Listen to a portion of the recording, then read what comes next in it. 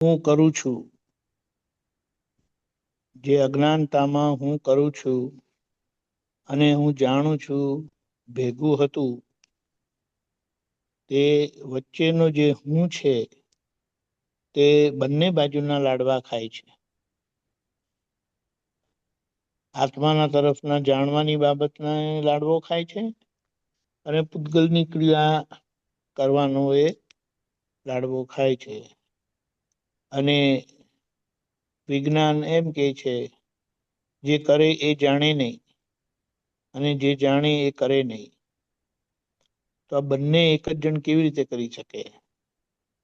એટલે બે માંથી એક સાચું છે. અહીંયા દાદાએ આપણને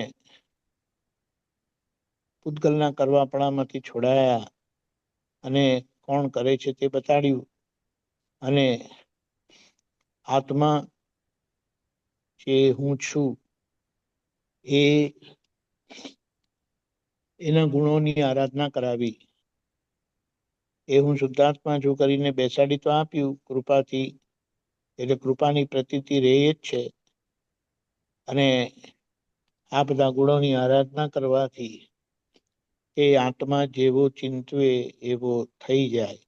એટલે તમે પોતે તમારી જાતને જેવું ચિંતન કરશો, હું કરું છું ને હું જાણું છું, તો પૂતગલમાં હસ્તક્ષેપ થશે અને પૂતગલનું હસ્તક્ષેપ ફરીથી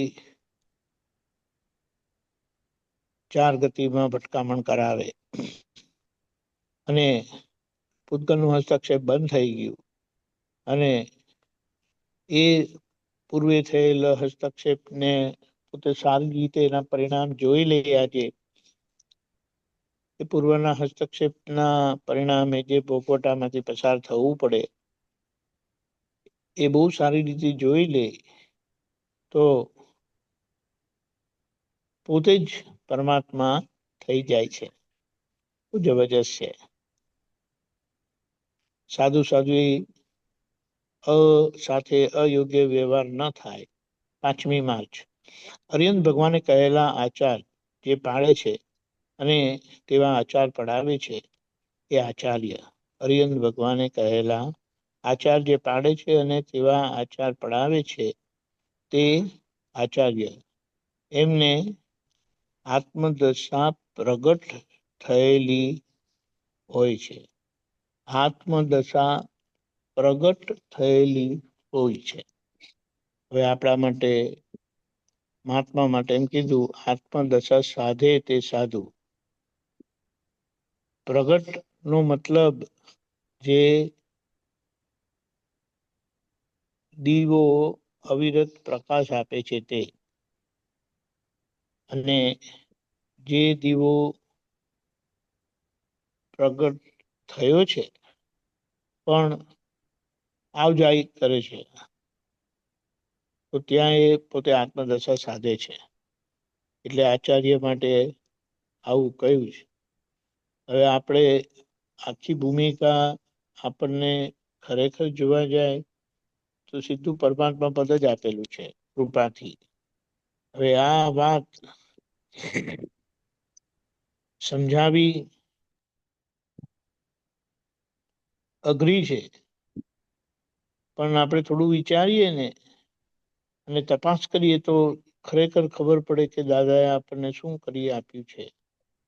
એટલે અહીંયા આપણે ખાલી એ સમજણથી જીવી જવાનું છે.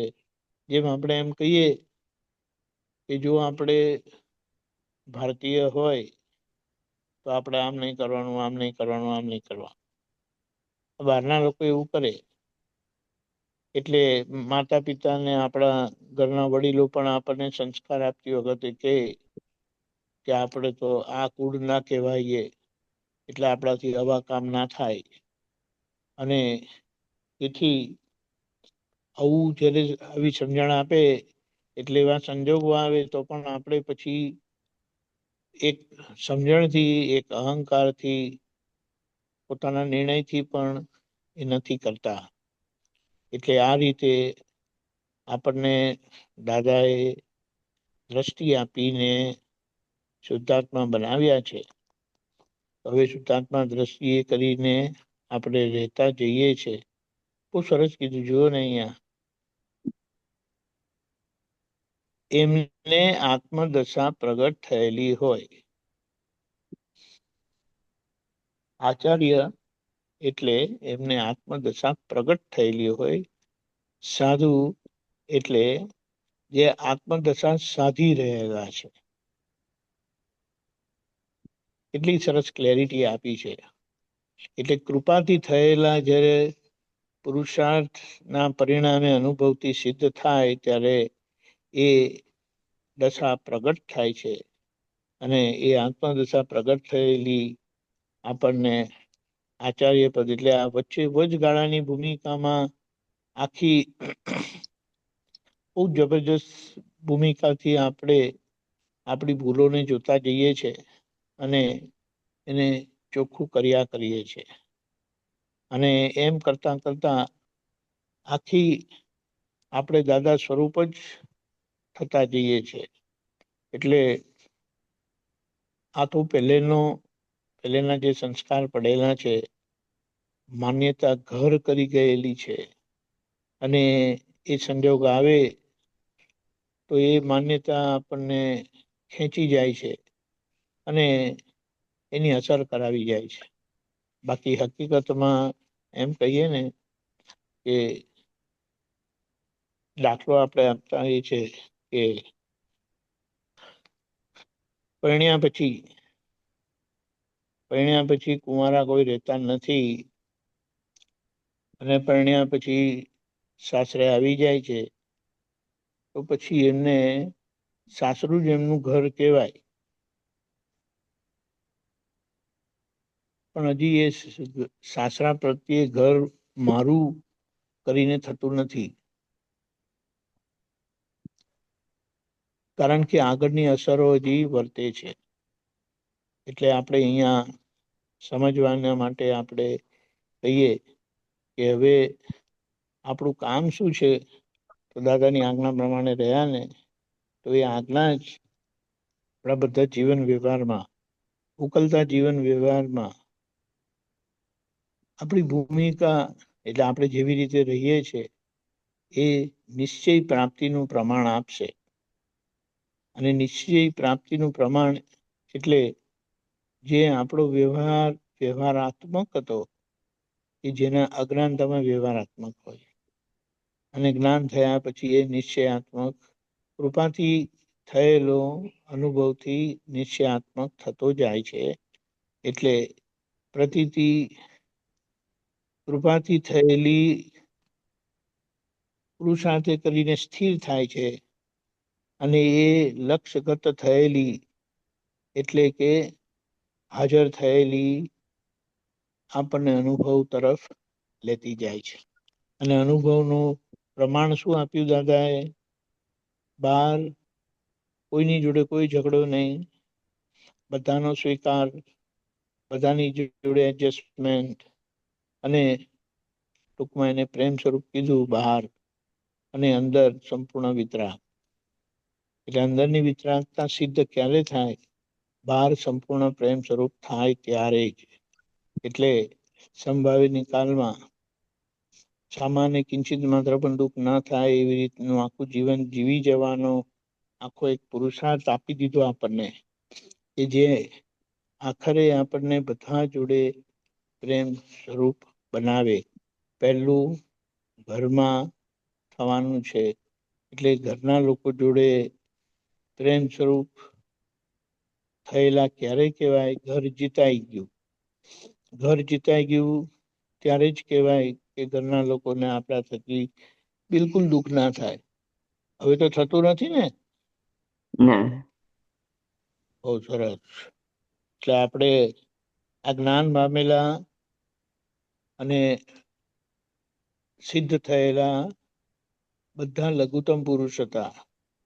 પણ આપણે ગુરુતા અને ગુરુત્તમતાની શું કહેવાય એના પ્રભાવમાં જીવેલા ને ફૂલેલા ફલેલા કઈ ને આપણને એમ જ લાગે છે કે આ બધી મોટા પુરુષોની ભૂમિકા ગુરુપણાની હતી. હવે હકીકત એમનું ગુરુ પણ બહાર હતું જ નહીં. આ તો આપણે હમણાં પેલું કે ને દાદા પાસે સાંભળીને કહીએ છે. એટલે આ વાત જ્યારે સમજાય એટલે નિધિ ધ્યાસન એના માટે જ કરવાનું છે કે નિધિ ધ્યાસન કરીએ તો નિધિ ધ્યાસન કરતા કરતા જેમનું નિધિ ધ્યાસન કરો ને એ રૂપ જ તમે થઈ જાઓ. બહુ જબરજસ્ત કીધું છે. એટલે એમનામાં ને તમારામાં ભેદ રહે નહીં. આપણે શું કહીએ, નિધિ ધ્યાસન કરીએ તો પછી એનું પરિણામ શું આવે તો કે તમે એમના જેવા જ થઈ જાઓ. એટલે એમના જોડે એટલે દાદાનું નિધિ ધ્યાસન કરતા દાદા જેવા થઈ જતા, દાદા ઓળખાતા, દાદા જેવા થઈ જતા આપણે અને દાદા વચ્ચે કોઈ ભેદ રહેતો નથી. અને ત્યારે નિધિ ધ્યાસન થયેલું કહેવાય છે. અને એ જ્યારે થાય ને ત્યારે આ આત્મદશા પ્રગટ થયેલી કહેવાય. તો જય ભાઈ આપણે સચ્ચિદાનંદ. કયા સ્ટેજમાં છે અત્યારના? અત્યારના સાધુથી હવે જેમ જેમ આપણે ઉપર જતા જઈએ એટલે તમે આજ્ઞા પાડતા જઈએ. સાનિધ્યની વાત કરીએ ઇન ધેટ કોન્ટેક્સ્ટ. શું શું? તમે સાનિધ્યની વાત કરી ને ઇન ધેટ કોન્ટેક્સ્ટ. સાનિધ્ય નહીં, નિધિ ધ્યાસન. સોરી, નિધિ ધ્યાસન, યસ. હા, એટલે નિધિ ધ્યાસન દાદા જેમ જેમ ઓળખાતા જાય તેમ દાદાની અંદર અંતર ભૂમિકા સમજણ પડતી જાય છે ને આપણને. ને અંતર ભૂમિકા સમજણ પડતા આપણે એ ભૂમિકાથી જીવતા જઈએ છે. કરેક્ટ. Okay okay. એ ભૂમિકાથી જીવતા જઈએ. દાદા અંદરથી એવી રીતે રહેતા હતા. બહારનો ભાગ તો ક્યાં આપણો કશો ઠેકાણા વગરનો છે, પણ અંદરથી આપણે એ સમજણથી સ્થિર થતા જઈએ છે. અને એ સ્થિરતા આપણને એમના જેવા અંદરથી બનાવે છે. બહારનો ભાગ આજે પૂરો થઈ શકતો નથી. એટલા માટે એમ કીધું છે કે આપણી અંદરની ભૂમિકા છે ને એના માટે તો આપણે કશું જાણતા જ નથી. દાદા એ એટલું પ્રેમથી અને સહેલાઈથી ખરેખર જોવા જાય ને એમની જોડે બેસાડેલા છે. પણ આપણે જોકર જેવા હજી આ નાની નાની સંસારની ચીજો માટે કચકચ કર્યા કરીએ છે. બોલો, નથી કરતા? એટલે હવે ધીમે ધીમે જેમ કરીને એમાંથી નીકળતા જઈએ ને તેમ તેમ અમારા ભદ્ર આપ તો પુત્ર આયા છે ને તો એમનો લાભ લઈએ. જય સચ્ચિદાનંદ. જય સચ્ચિદાનંદ. અરિહંત ભગવાને કહેલા આચાર જે પાળે છે અને તેવા આચાર પડાવે છે એ આચાર્ય, એમને આત્મદશા પ્રગટ થયેલી હોય. સાધુ સાધ્વી સાથે અયોગ્ય વ્યવહાર ન થાય. અરિહંત ભગવાન જે હોય છે એ ડાયરેક્ટ કોઈને કંઈ પણ કહેતા હોતા નથી. એ એમના ગણધરો થ્રુ અથવા એમના જે આચાર્ય થ્રુ કંઈ પણ વાતો બધી કહેતા હોય છે. તો એમાં પહેલા જે ગણધરો અને આચાર્ય ભગવંત હોય છે એ લોકો પોતે જ એનું પાલન કરે છે અને એ દ્વારા પોતે જે સમજણાયેલા હોય એ જ વસ્તુ અરિહંત ભગવાનની વાતો એમના જે શિષ્યો હોય છે એમને કહેતા હોય છે. તો કે એ જ યથાર્થ આચાર્ય છે. બાકી કેવું હોય કે વાતો સાંભળેલી હોય અને કોઈને કે તેની ઇફેક્ટ થતી નથી. હંમેશા જે પોતે પોતાના ચારિત્રમાં હોય એ વાતો કરે તો એની અસર બીજાને થાય છે. અને આચાર્ય ભગવંતો પણ એ જે પંચ પરમેષ્ઠી ભગવંતની અંદર એમનું પણ સ્થાન ખૂબ જ ઉચ્ચ રાખેલું છે, આયેલું છે. એટલે એ જ મોટી વસ્તુ છે. એટલે આ આખો જે ત્રિમંત્રની અંદર અરિહંત, સિદ્ધ, આચાર્ય, ઉપાધ્યાય અને સાધુ સાધ્વી, નમો લોહી સવ સાવણો, એ 5 જે શ્રેષ્ઠ પદ કયા છે એમાં આચાર્યનું પદ પણ અંદર ખૂબ સારી રીતે આવેલું છે. જય સચ્ચિદાનંદ. આપણે હંમેશા આચાર્યનો વિનય હોવો જોઈએ. જય સચ્ચિદાનંદ. એક વાત એવી છે ને કે એક જ મિનિટ, જસ્ટ 1 મિનિટ, અડધી મિનિટ. આચાર્યનું આખો બહારનો પરમ વિનય જેવો હોય ને એ એમને જોતા જ શિર ઝૂકી જાય, સર ઝૂકી જાય. જય સચ્ચિદાનંદ. જય સચ્ચિદાનંદ.